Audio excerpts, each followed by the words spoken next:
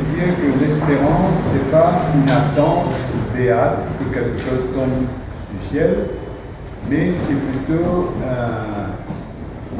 une décision, une démarche qu'on fait, une démarche courageuse, commune, solidaire, qui témoigne qu'il y a une lumière au bout du tunnel et qui donne envie aussi aux autres d'emboîter le pas, de continuer. Alors c'est, comme vous savez, notre pays traverse une crise, pas seulement notre pays, mais le monde entier traverse une crise difficile à vivre, et j'ai voulu essayer de dire quelles pourraient être les sources de l'espérance au milieu de cette crise. Les crises, quand vous les détailler, vous les connaissez, la crise du Covid, la crise économique. Et la crise économique n'est pas simplement une crise de chiffres et de balance de paiement, hein, c'est la crise de personnes qui souffrent.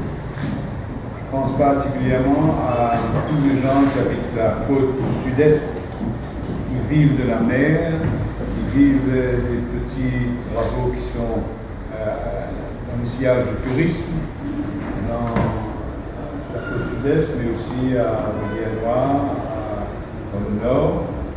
Ces personnes, la crise les touche dans leur chair.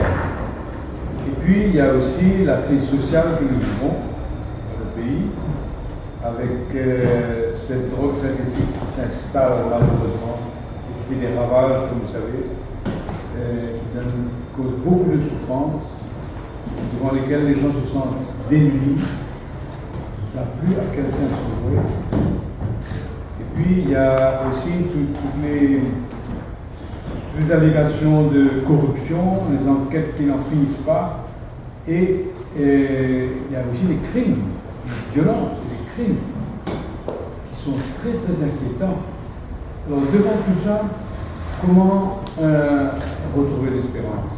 Il ne s'agit pas simplement de se plaindre, il faut réfléchir.